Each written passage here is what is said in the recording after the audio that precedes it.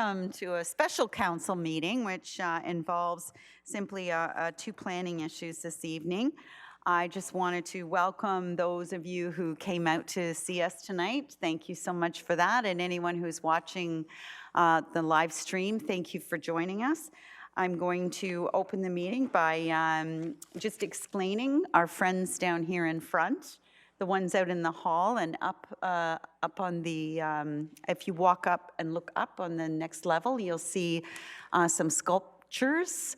It is on April 27th is International Sculpture Day, and for the first time ever, the Innisfil Art and Sculpture Club is participating in that event. It's an international event, always the last Saturday in April. There is, this one's called The Gathering by artist Jeanette Lucic. There's also some in the trophy cabinet. There's some at each of our libraries, and I believe there's some at Empower as well. So they'll be there for about a month. So please take the opportunity to enjoy the work of our local artists. I'll now take the opportunity to open the meeting and ask that if you do have a cell phone that you, or any electronic device, that you put it on mute. Public comments made during this meeting are audio and video recorded and shall form part of the town record, which you can receive more information about by talking to our clerk's office. So the first item on the agenda is the approval of the agenda. And I'd be looking for a mover and a seconder, and that's Deputy Mayor Davidson and Councillor Orsatti. Is there any other items needed on this agenda? Councillor Fowler? No? Okay. All those in favor? That's carried. Next is disclosure of pecuniary interest, or disclosure of conflict now, I guess, not just pecuniary anymore. Any members? Seeing none. We'll go to our first item, and that is the business item, is the public planning meeting. And the first thing I will do is now move to our special planning script and announce that for this evening's planning public meeting, anyone may come to the podium. They'll have 5 minutes to express their questions or concerns. And because we don't have 150 people in here, take 10. 20 if you want. Should anyone need to speak for a second time, you can come up and identify yourself. We do ask that you identify yourself when you come to the podium. The first planning meeting on tonight's special council agenda concerns proposed amendments to the Our Shore Community Permit System, bylaw number 062-17, in accordance with the Planning Act. We will now hear from the clerk on how the public notice of this meeting was provided. Mr. Clerk. Thank you, Your Worship. Notice of this public meeting was posted in the Innisfil Journal on April 11th, 2019, and circulated to all agencies and stakeholders on March 28th, 2019. And the amendment was also posted on the town's website on April 5th, 2019. Thank you so much. And has any correspondence been received by the Clerk's Department concerning the proposed amendment? Yes, we had one item from Mr. John Scabaris dated April 10th, 2019, expressing comments regarding the proposed changes to the bylaw. Thank you, and everybody should have received that on table tonight. We'll now hear from Mr. Galen Pierce, placemaker planner, who will provide a summary of the planning context of the application. Mr. Pierce.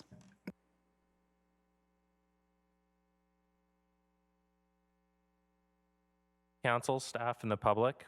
The purpose of this public meeting is to consider a proposed amendment to the Shoreline Community Planning Permit Bylaw. Over the next 5 minutes, I'd like to provide an overview of the proposed changes. The purpose of the amendment is to expand and amend transition provisions to better address the range of in-transit applications. Existing transition provisions deal sufficiently with site plan and committee of adjustment applications, which were approved prior to January 8th, 2019, when Our Shore was enacted, but are silent on applications which were made under the old zoning bylaw provisions and are applications which have not yet received a decision. To give a non-specific example, For a homeowner who had applied for site plan to construct a new addition in November of last year, and their approval hadn't been approved by January, their application would be prepared and based on the old rules under the zoning bylaw. Because the rules changed in January, the application is referred as in transit because the rules have changed mid-application.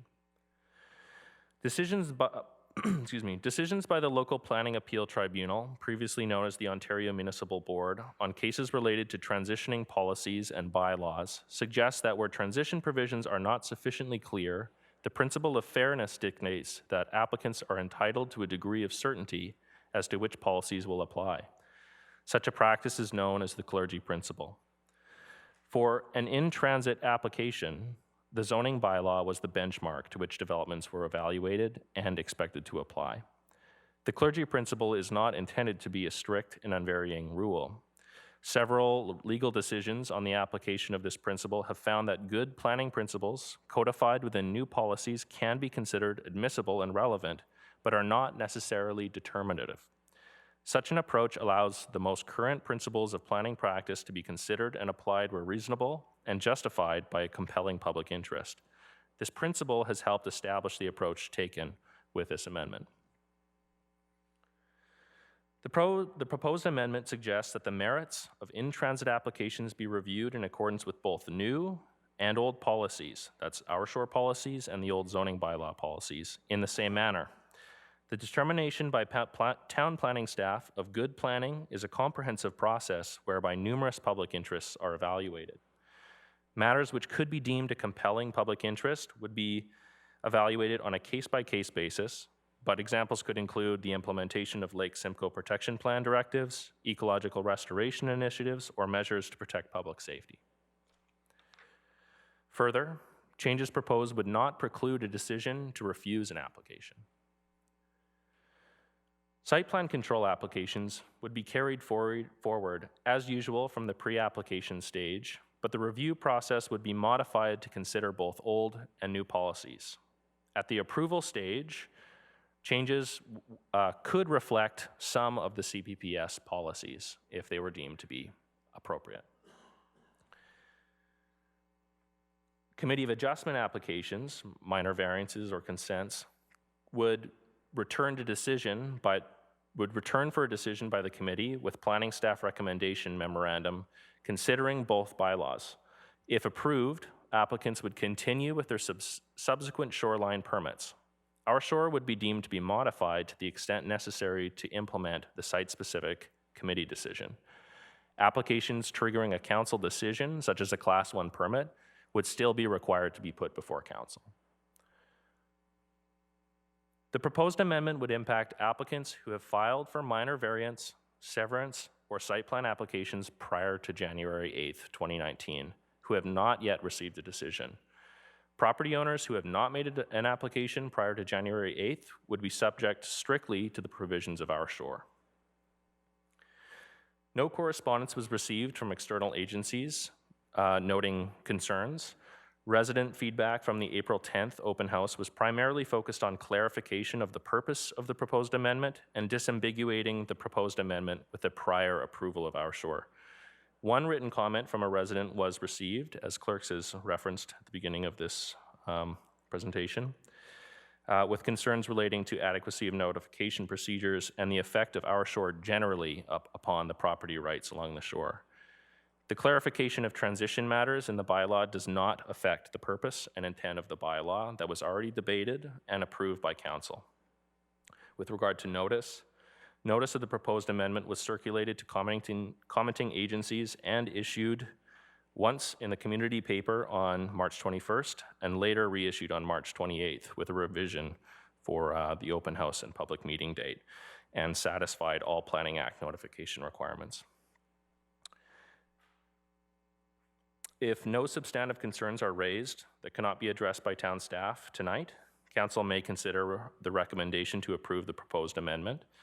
If additional information is required, a future recommendation report can be prepared for consideration on another date. Please note that this amendment is somewhat time sensitive as numerous applications are in transit and await direction. Thank you.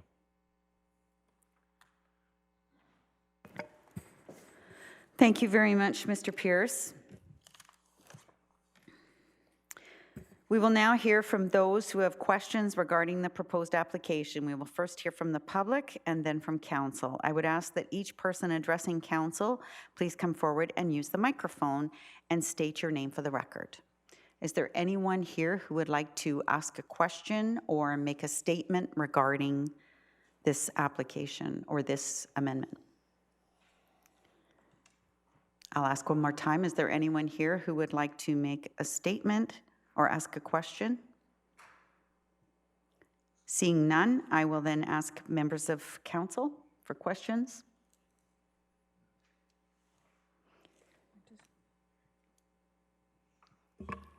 Councillor I Payne. just want to make one comment that the letter that we received from Mr. Scaberis, if that will be made, if he'll be given information before, well, I guess we can't, if we're going to make a decision, we're going to make it, but is he going to be contacted with information? Mr. Pierce?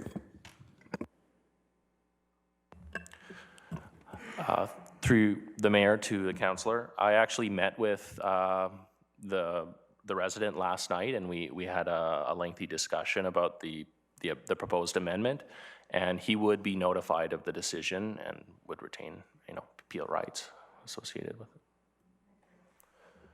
it. Thank you. Any other questions? Can I ask about how many applications are caught in this transition? Yeah, there are about 30 between minor variances and site plans. The reason why I say there's about is applications are included in that list even if they were just a pre-consultation, and often we have pre-consultations that never come back, but we've included them. There are far fewer that would be affected by this, specifically how we implement our short policies in their applications. Thank you. And I just had a question because Mr. Scaberis's issues related a lot with riparian law and whether or not this application had any bearing on riparian law.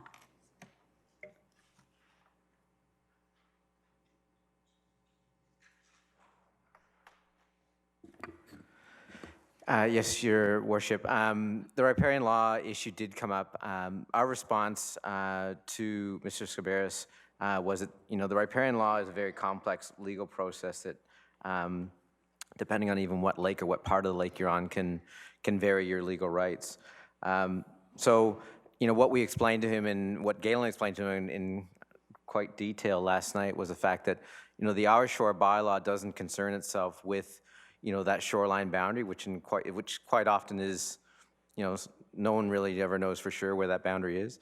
So what it does is, because Our Shore relies on that average annual high water mark of 219.75? 15, sorry, I'm 60 centimeters out, which could be a big difference. Because it relies on that, basically that nails down what we're trying to achieve in that bylaw to that specific reference, so it doesn't concern itself with the riparian law piece. So our recommendation to him has been to, to get, if that is a concern of his, on a land titles point of view, is to get that expertise from a legal surveyor and from a lawyer to help address that. But the CPPS, as it is now, and certainly through this amendment, doesn't affect that particular issue for him. Thank you. If you've not made oral or written submissions in regard to this proposal before a decision is reached, you should be aware that the local planning appeal tribunal may dismiss your appeal. If no concerns regarding the proposed amendment to the Our Shore Community Permit System bylaw are heard, please be advised that they will be considered by council this evening under item 4.1 on the special council agenda. If for any reason this bylaw is not fully considered this evening and you wish to be contacted before further consideration by council, please fill out the notification form located by the entrance of the council chambers. Council thanks everyone for their participation, and council will now consider the recommendation for 4.1 in the special council agenda. So the recommendation is in front of us, that for the bylaw to permit staff to move forward with those applications. And it's moved by Councillor Nicol and seconded by Councillor Van Berkel. Questions or comments? Seeing none, all those in favor? Opposed, if any? That's carried unanimously. We'll next move into our second planning public meeting. And again, the Planning Act is quite prescriptive, so I'm going to sound like a bit of a parrot saying the same thing over again. Our second planning public meeting this evening concerns a proposed amendment to the town's comprehensive zoning bylaw under Section 34 of the Planning Act to allow for wider garage doors, wider garage interiors, and wider driveways within Phase 4 and Phase 5 of the El Sami P1 subdivision in the town of Innisfil. We will now hear from the clerk on how the public notice of this meeting was provided. Thank you, Your Worship. Notice of this public meeting was posted on the property and circulated on March 28, 2019, to all agencies and landowners within 120 meters of the area affected. The notice was also posted in the Innisfil Journal on April 11th, 2019, and on the town's website on April 5th, 2019. Notice was also circulated to all those with offers of purchase and sale for new homes within 120 meters of the El Sami P1 and P2 subdivisions. Thank you, Mr. Clerk. Has any correspondence been received by the Clerk's Department concerning the proposed amendments? None received. Thank you. We will now hear from Mr. Stephen Montgomery, Senior Planner, who will provide a summary of the planning context of the application.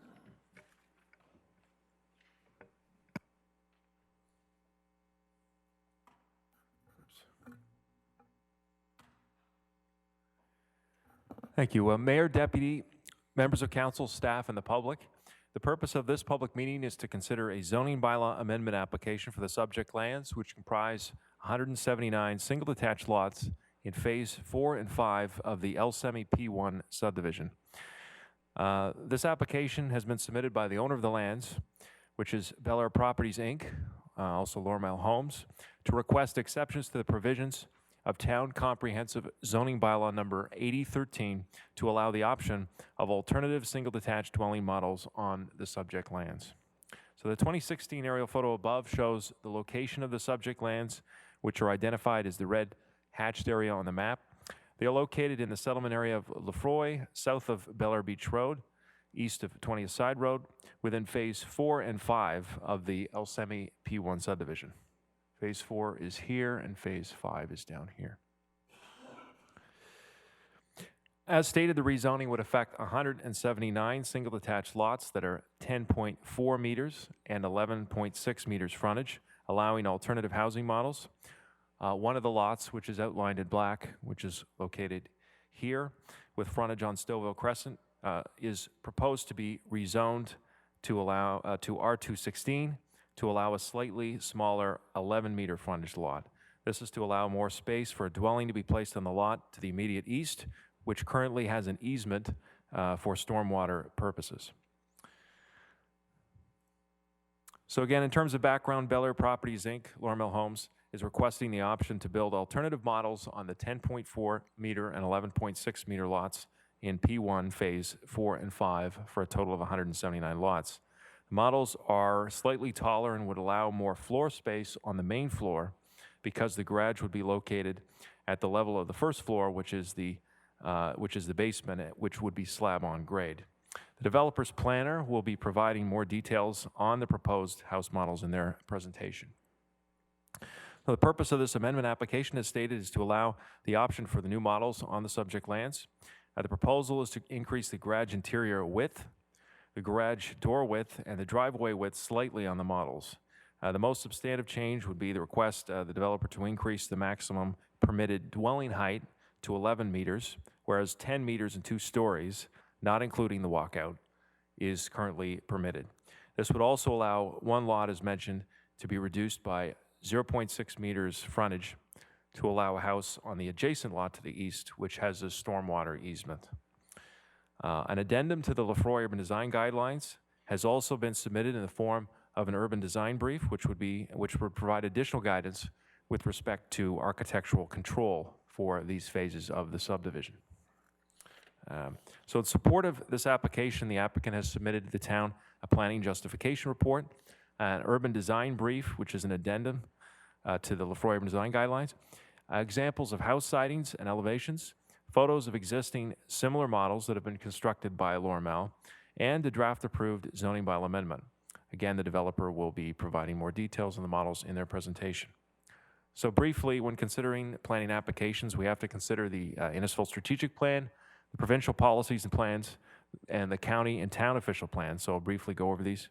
The Innisfil strategic plan discusses the importance for planning for growth and intensification under the provincial growth plan while maintaining community character. The proposed amendment would allow alternative housing models that are required to adhere to a set of urban design guidelines.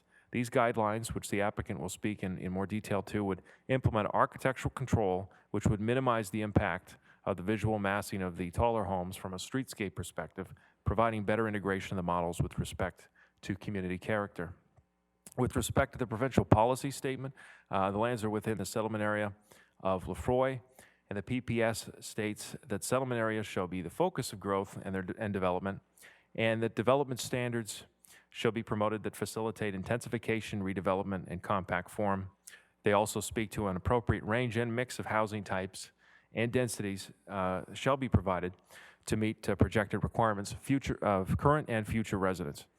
The proposed application would allow a greater range of models within the settlement area and would be consistent with the PPS in this regard. We look at the growth plan, the provincial growth plan.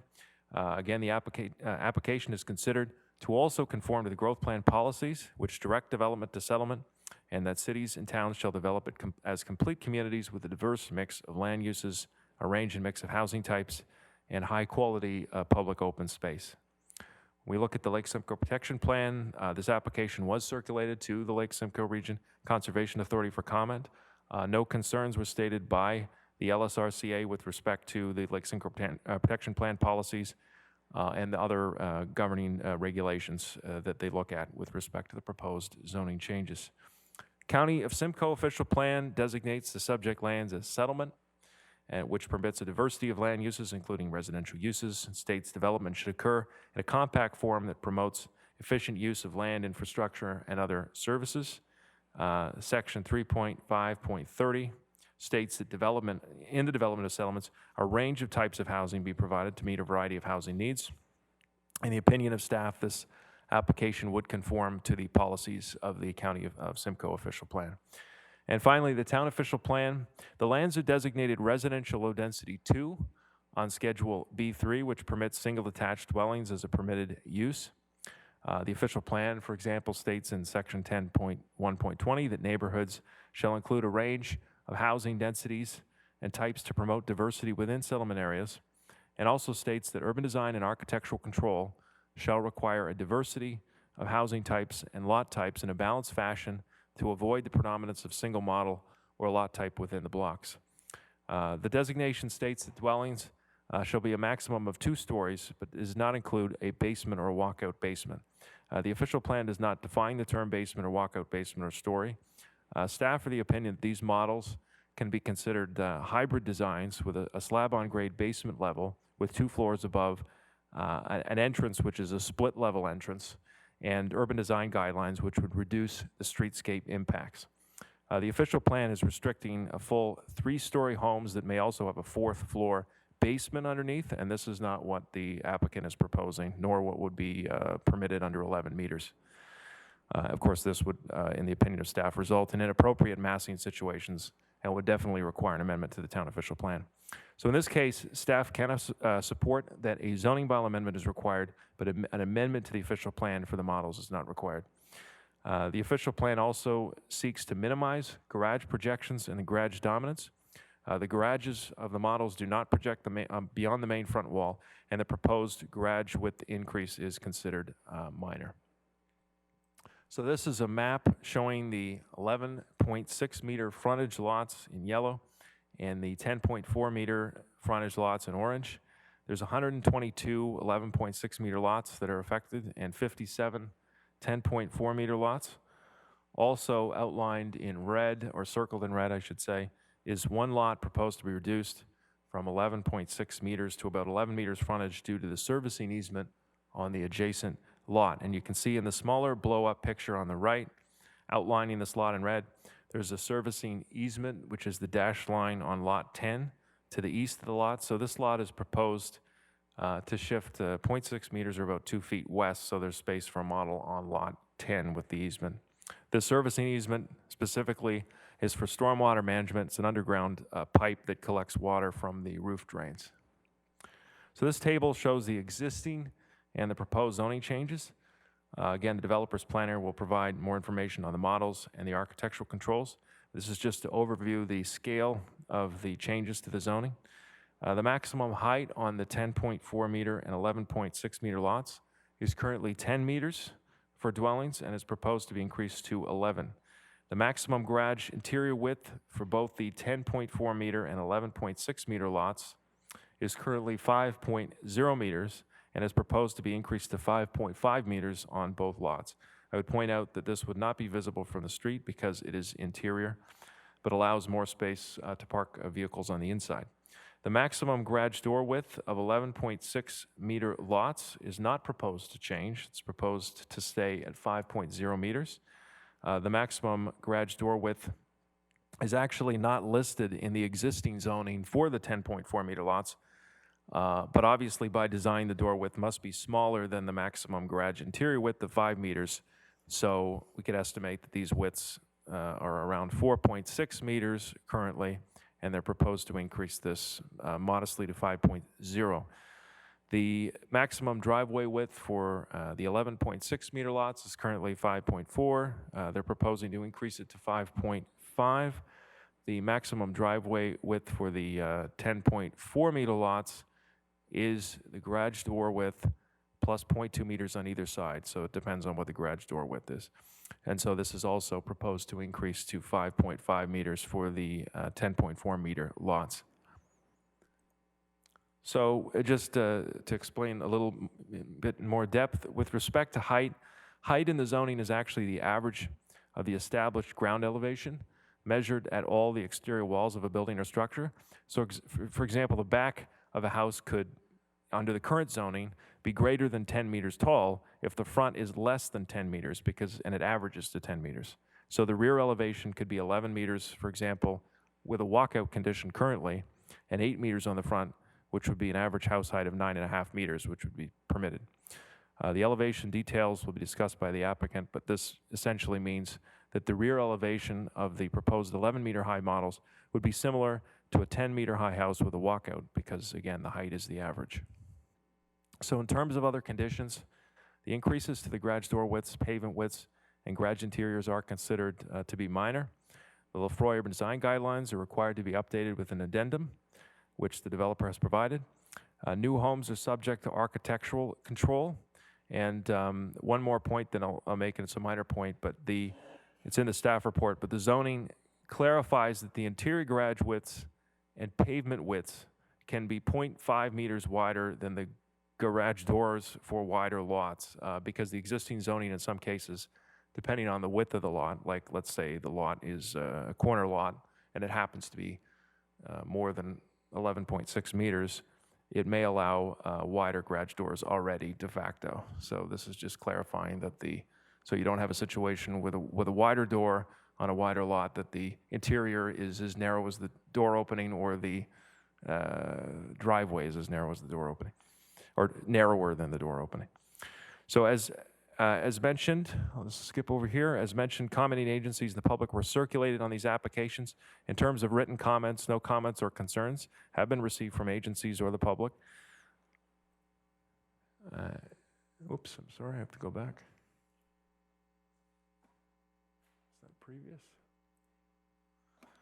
So staff recommend that council approve the zoning bylaw amendment this evening if there are no objections from council or the public. Alternatively, if there are concerns, staff will consider comments and report back to council with a revised recommendation at a subsequent meeting. Thank you. Thank you, Mr. Montgomery. We'll now hear from Mr. Ryan Mino-Liam from KLM Planning Partners Incorporated, representing the applicant, who will provide further details on the application. And I hope I said your name right. Good evening, Your Worship, members of council, staff, and the public. Mino Lehan is my last name, but no worries. I'm good with that. Thank you for clarifying. So good evening, everyone. My name is Ryan Mino Lehan. I'm a planner, land use planner and partner with KLM Planning Partners, and I'm here tonight before you on behalf of Bel Air Properties, Inc. Mr. Montgomery did such a great job of the presentation. He didn't leave me much to say. That's par for the course, but I'll do my best to sort of be concise and speak to the new information that's relevant for your consideration this evening. So the subject lands are identified on the screen in front of you. They represent Phase 4 and Phase 5 of the Lasami P1 subdivision. It's the last two remaining phases in this subdivision. They're located on the south side of Bel Air Beach Road and on the east side of 20th Side Road. The proposed amendment this evening affects approximately 179 lots in phases 4 and 5, and it deals with just the 11.6 and 10.4 meter wide lots. That's a 38 and a 34-foot lot, respectively. And the purpose of the application this evening is to amend the site-specific zoning provisions for the R25 and the R26 zone to prevent a minor increase in the maximum interior garage width, the garage door width, and the driveway width, and in addition to accommodate a minor increase of 1 meter or approximately 3 feet in overall building height. The application also proposes to clarify a minor adjustment in Phase 5, which Mr. Montgomery spoke to, in order to accommodate a stormwater servicing easement that currently exists between the lots. The only way to accommodate that easement with an existing house is to shift the lots over a little bit to make room for it. So the reason the applicant and the owner have made the request for the zoning amendment is they would like to introduce a new model type within the community. The community, as you know, has been around for a number of years, and there's a number of models that exist. Phases 1 through 3 are in various stages of occupancy or construction, and there's a variety of model types that exist within the community. But one of the things that we've been hearing is there's a desire to accommodate a double-car garage in a lot of the units in order to accommodate 2 vehicles or some of the things that residents in Innisfil like to have, whether it be a boat or something like that. And so the request tonight is to, to seek a minor increase in the width of the door and the driveway in order to accommodate that double-car garage. And as Mr. Montgomery pointed out, the interior width of the garage won't be perceptible from the street, so we're really looking at sort of what this all looks like. The reason for this is it provides purchasers and the community a little bit more variety in terms of what's available out there. And it's not anticipated that all of the lots within the community will be developed with these new model types. So on the screen, what we have are the currently permitted elevations and the proposed elevations. So on the left side of the screen, those are the currently permitted elevations, and that's just a sample of one of the models that's currently available to purchasers and residents within the community. And what it shows is two scenarios. One, a scenario where you've got a flat lot and you've got a garage at grade with your porch at the front, and then tucked in behind the garage at the first floor is your living space. So you've got that hallway. It leads into your kitchen, living room, and dining room in behind with your bedrooms above. The image in the middle, the 2 images in the middle, is a similar model, but what it shows is a walkout condition. And as Mr. Montgomery pointed out in his presentation, when you factor in the overall height of a dwelling in a walkout condition, the height is noticeably larger at the back, but it's still permitted within the zoning bylaw. What my client is looking at doing is increasing the height of the dwelling by approximately a meter. In the example that's up on the screen, that's about 10.5 meter, 10.7 meter example. But again, the intent is to really accommodate a basement at grade, right? So what you've got is a driveway leading up to the garage. The garage is at grade. You've got all your service areas at grade, and then you notice the front porch projection in that elevation. It's designed in a split level to help break up the massing of the dwelling, and to provide access up to the main floor, which is above the garage. And on your main floor, you're going to have your kitchen, living, dining room, and then on the floor above it would be your living spaces. So the layout is somewhat akin to what you would see. It's just that extra height permits that at grade garage. And what it does is it opens up the main floor, that main living space, so there's more open concept. I will note that,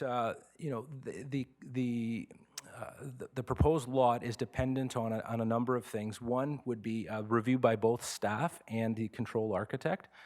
There are a number of situations within the subdivision where that height may not be able to be accommodated, such as a walkout condition.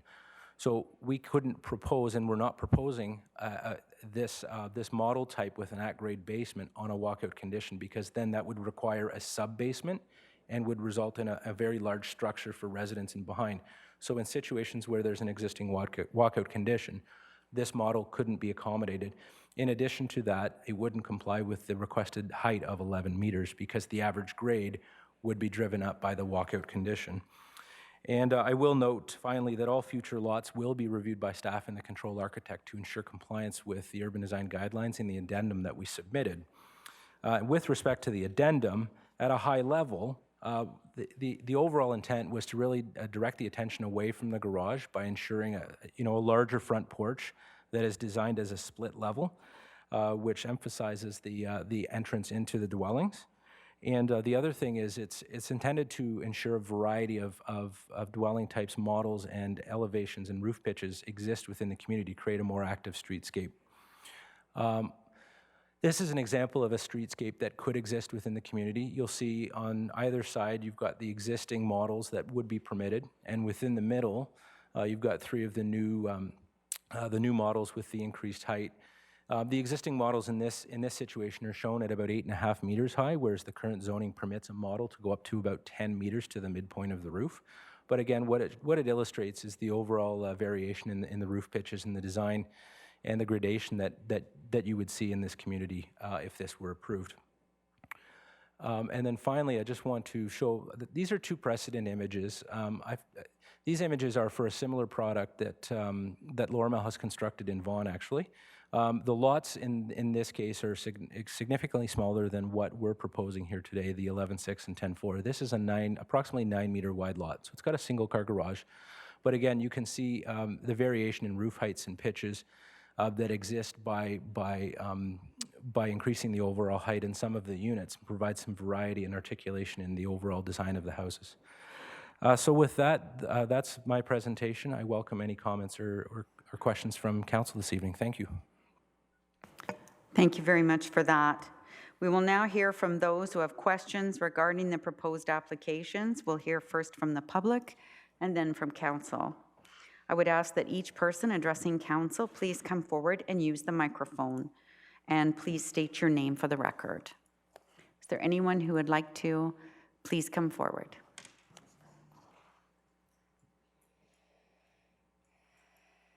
Good evening. My name is Leslie Polak, Leslie Pollak.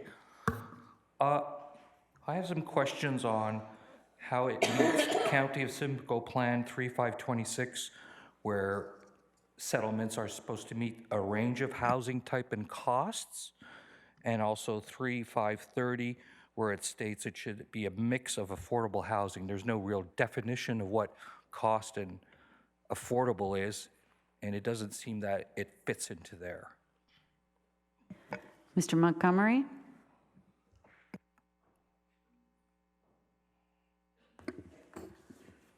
Through your worship, the county official plan does have policies in general respecting affordable housing. I don't know what the price point of these houses is. The context of providing a mix of houses, this would provide alternative houses. It's simply a mix, so that's, in our opinion, it adds to the mix of houses in the neighborhood. Whether or not they're affordable is another question. Mr. Pollock, does that satisfy you, or did you want further explanation? Well, it says there's no real definition on what is considered affordable housing on there. So in my opinion, it's not affordable to certain types of people that we're trying to have our community be diverse. I can tell you, and then I'll let Mr. Kane, that the provincial government is currently working on a housing supply action plan. Their response is that they're going to be coming forward with what they think are policies that will make the housing supply increase, which then, of course, would cause the affordability also to increase. So that's currently under works. The County of Simcoe also has an affordability housing team, and I believe that the deputy mayor's on that committee. But that's a different type of affordable housing. That's looking more at, social housing, rent geared to income housing, and providing that housing stock versus, say, first-time home buyer housing. Mr. Kane, did you want to add to that? Yes, Your Worship. Just a technical exercise. We didn't get the address for the speaker, just so we can have that for the record. That I'm sure clerks would appreciate that.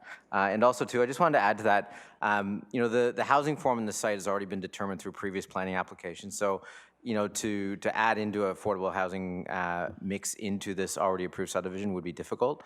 I'd also like to add that in the new official plan that was thankfully approved earlier this year. That official plan, that's our 20-year land use vision, is much more focused on affordable housing, both for the types that the mayor was describing in terms of lower income housing and opportunities for that, as well as to first-time home buyers. So, you will see those policies kick in where we have new greenfield developments and where we have opportunities to insert new forms of housing in those newer developments. However, this is described more as a retrofit of an existing approval. And that's why, we're not seeing the addressing of the affordability piece in this case, but we're certainly looking towards that for new applications. Thank you. Thank you, Your Worship and staff. Thank you. And I will point out now, unless of course things change with the new government, is that the inclusionary zoning is part of what is permissible in new applications coming forward, which would require, if the council deemed that they wanted that, would require a certain amount of affordable housing within a plan of subdivision. But again, that would be a new one and not a currently approved one. Any other questions from the public? Any other statements from the public? Seeing none, I'll ask for council. Questions or comments from council? Councillor Van Berkel. Thank you, Your Worship. Just a comment. I like the variety. I mean, I feel like I'm back in Committee of Adjustment because everything looks very minor to me, and over the years we've approved a lot of minor adjustments to houses and lots and whatever. I like the idea of the garages being a little bit wider because that is a big complaint, where people can only get one house or one car into their garage, and if there's a little bit of shelving or something on the side, they can't get anything else in.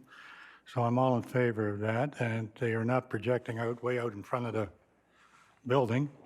As far as the height, I don't think you're going to see the height once the mix is there. I really don't think that they're going to be outstanding or standing out from anything else.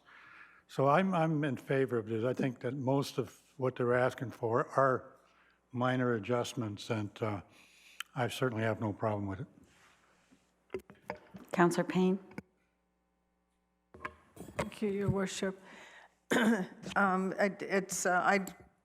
would like to know what the distance is between the homes.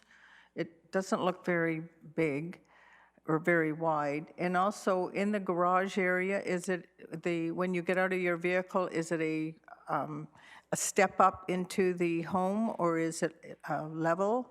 I'm thinking more accessibility issues here because you've got the staircase out on the outside. So that was just my question. Mr. Mino Leon. Thank you, Your Worship. Through you, Your Worship. The exact design of the interior layouts hasn't been finalized yet, but the way it works is it's a slab on grade, and there would be a door at the back of the garage or at the side of the garage into the dwelling unit, all at grade. So that would ease the accessibility issues. I will note, however, there are stairs within the unit themselves. So I don't know if that factors into your consideration, but in terms of your question, it's all a slab on grade, so there shouldn't be any stairs. I don't know if there's any issues from a building code perspective, and we'll work through that with staff and our architect and designer. With respect to the space between the houses, we're not proposing to amend that at all. Currently, the bylaw permits a 1.2 meter side yard setback adjacent to a 0.6 meter side yard setback. So we've got a total of 1.8 meters between the wall of one house and the wall of the adjacent house beside it. Thank you. Councillor Sadi. Thank you, Your Worship. Yes, I just wanted to, I concur with Councillor Van Berkel. The height, 3 feet, I really don't think that you're going to notice that much. I like the idea of a streetscape where you're mixing the homes, and it does provide options. People are moving up from the city. Maybe it's their first home, maybe they're upgrading from a townhouse in Newmarket to something like this.